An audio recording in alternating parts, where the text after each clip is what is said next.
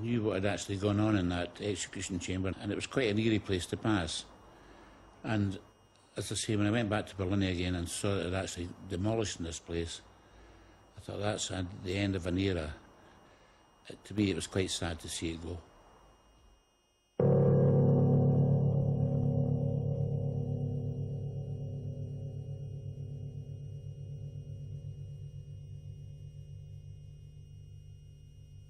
Albert Pierpoint, I think he was Great Britain's most famous executioner.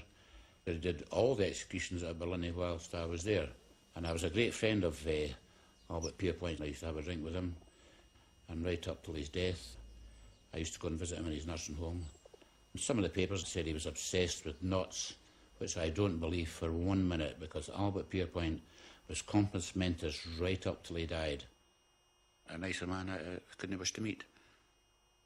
Well, I started as a prison officer in Barlinnie Prison in November 1951. I think I was the youngest officer to join the service, actually. And I joined as a discipline officer, which means that you open up prisoners, locking them up, taking them out for exercise, dealing with their necessary things that they want, like visits, passes.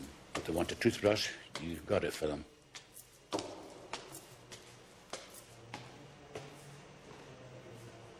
My first encounter with murderers in Barlinnie was when I was in the untried, unconvicted hall with James Smith. He actually was about the same age as myself. He was 21, and in fact he had his 21st birthday in Barlinnie in, I think it was December 1951. I gave him his birthday cards into the cell.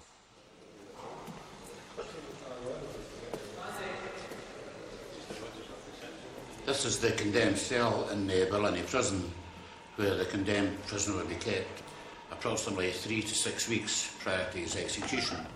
And he'd be guarded 24 hours a day by prison officers in 3 shifts. Prisoners under a serious sentence for murder were not allowed to keep any of their bedding or anything in their cell during the day. George Francis Shaw, an Irish fella, big fella, he was making his bed up outside the door. This particular officer come up the back of Shaw and put his hands round the back of Shaw's neck and said, "I wonder what size of rope you'll take, Shaw." Quite jovial and jocular, you know. And Shaw turned and said, "Oh, I don't know, Mr. McKean." He says, "I'll probably take a size 18. What do you think?" Sure enough, he took a size 18, all right, on a rope. If the prisoner wanted to go to the toilet, it was adjacent, in the adjacent cell next door here. And if the prisoner had to go to the toilet, the whole cell block would be locked up, because there's nobody allowed to see the condemned prisoner.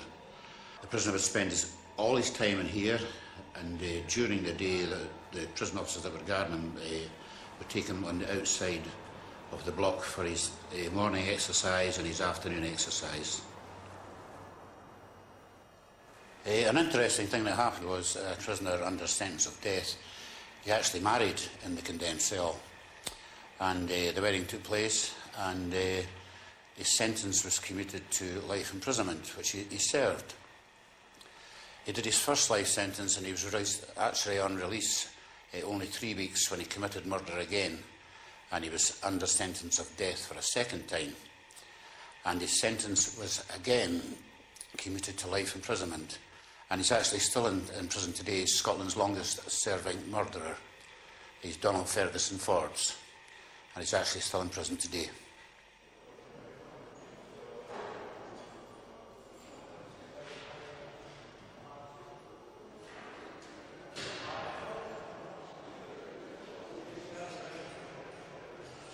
There was always quite a good supply of tea in a big brown teapot in the condemned cell, and you just chatted away with the prisoner about anything at all, except the obvious. Barlinnie, you had to come out the condemned cell and walk across from one side of the gallery into the double doors, on the other side into the execution chamber. The prisoner, although he passed that door many a time going to his exercise, he didn't know that that's exactly where the death cell was. One occasion, when the death watch officers were bringing the prisoner out to take him across into the death cell, he actually broke away and ran along the gallery with his arms strapped behind him. One of the officers dived at his feet and brought him down with a rugby tackle, and they picked him up and dragged him along the gallery and got him into the execution chamber, and then he was hanged. The actual layout of the scaffold in Barlinnie Prison is on 3 levels. The higher level, which is the 3rd floor, has the beam which attaches the rope onto. It comes through into the 2nd floor, with a lever the hangman uses to open the trapdoors, which go down to the ground floor. After the body has been taken down, is laid on the post-mortem slab.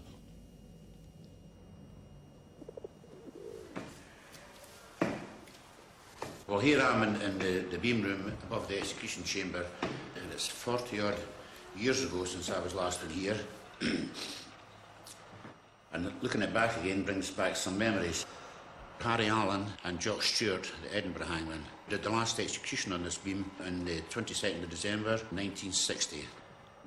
This beam here is designed to do multiple executions. They could do 3 at a time here in Barlinnie, but the 10 executions that they did here were all done in singles. Now, 2 or 3 days prior to the execution, the executioner's box would arrive in the prison containing all the equipment for the execution, which would include 2 ropes, a brand new one, and one that had already been used before. This is the type of rope that was used on executions. It's 3/4 inch white Italian hemp. There would be a brass eyelet on this piece here, and that would slot through it. The brass eyelet on that longer end, the rope was actually 10'6" long. This piece of the rope would be all lined in very soft calf leather, so that when it was placed round the neck, over the top of the hood, because there was such a backdraft when the trapdoors fell open, that it was liable to blow the hood off. And there was a black rubber washer slid down the rope and held it tight. It always had to be underneath his left jaw so that it snapped the 2nd and 3rd vertebrae, and that was him instantaneous dead. The prison engineer would have all this fixed up before the executioners arrived, and when they arrived at the prison one day before the execution, they would then come up in the afternoon up to the beam room here and check that the apparatus had all been fixed up correctly by the prison engineer. Then we'd put copper wire down the side of the rope and put a chalk mark across the side of the rope, so when they dropped the sandbag to leave it suspended all night, they would come back in the morning and they could check that the chalk mark had moved maybe down 2-3 inches. That means the rope had stretched that distance. This piece of the apparatus was used by the executioners to do their final adjustments to the rope to make sure that it was the exact drop that the executioner had decided according to the weight of the prisoner. 1,000 pounds divided by stones and pounds gives the executioner to the nearest half-inch what he's going to drop him in the morning. He would then adjust on the chains up here, bring the rope up 2 or 3 inches, so that when he said that the rope was going to drop at 7'1", 5'6", 6'6", whatever drop he had decided, the rope would stop dead on that line that he had marked on the rope.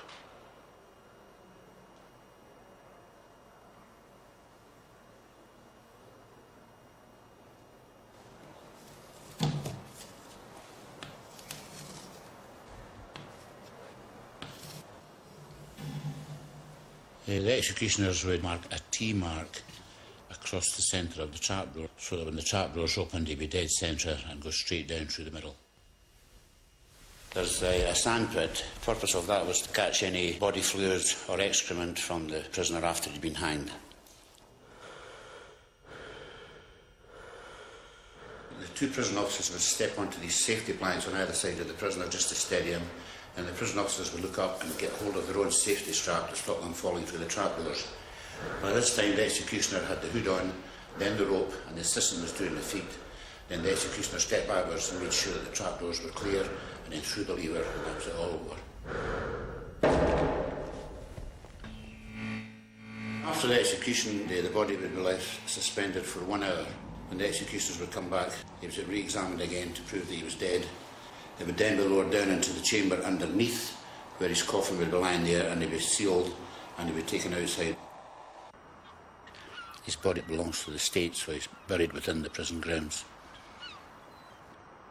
This is the grave area in Barlinnie Prison where the executed prisoners were buried. They started in Barlinnie in 1946 after Duke Street Prison closed down.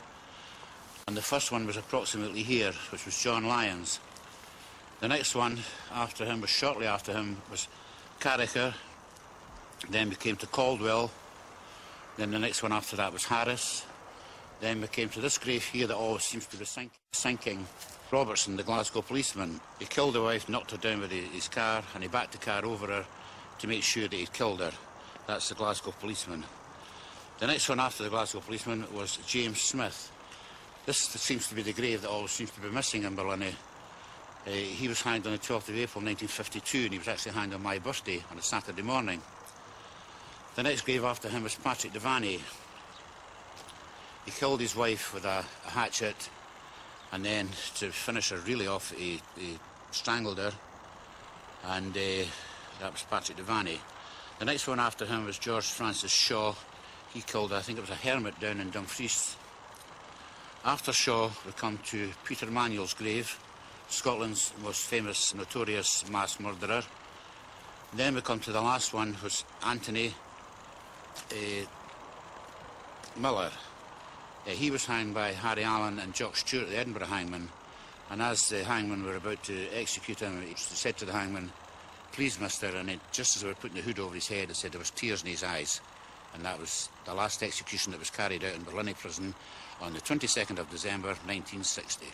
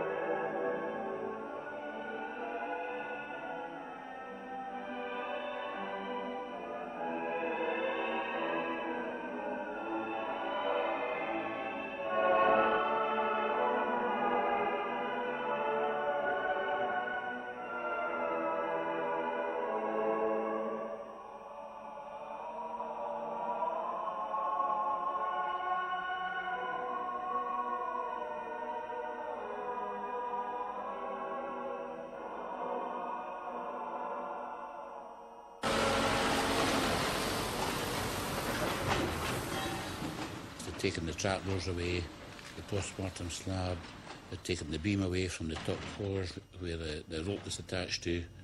It was quite emotional to actually see that had gone, and there was just nothing left there whatsoever. It was like taking the Scott Monument from Princess Street. It really upset me. I thought, well, here's a piece of history that they've actually taken away from the prison and demolished it, and it can never, ever be rebuilt again.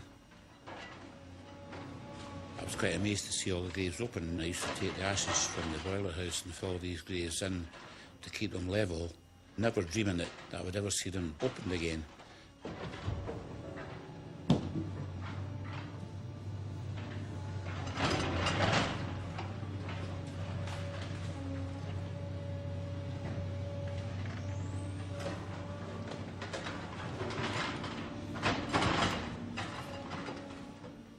Believer in capital punishment.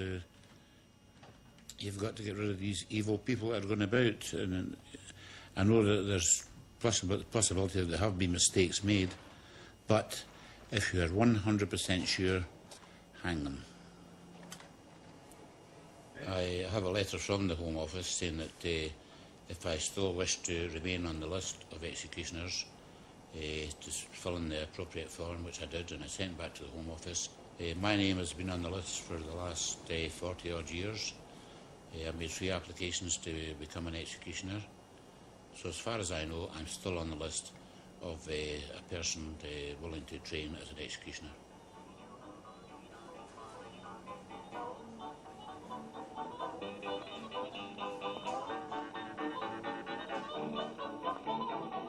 Open up them pearly gates, open up them pearly gates, open up them pearly gates for me, hallelujah, hallelujah. When you hear that trumpet blast, I'm coming home at last.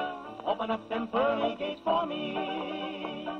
Listen, all you sinners, if you want to get to heaven, better get down on your knees and pray. Oh, all of you gambling skinners, better quit saying 7-11. Get yourself prepared for Judgment Day. Yes, I done had a vision. Seen the pearly gates are closing, and I seen you sinners all outside. You better make your decision. Pray that you'll be chosen. It's gonna be too late when you done lay down and die. Open up them pearly gates. Open up them pearly gates.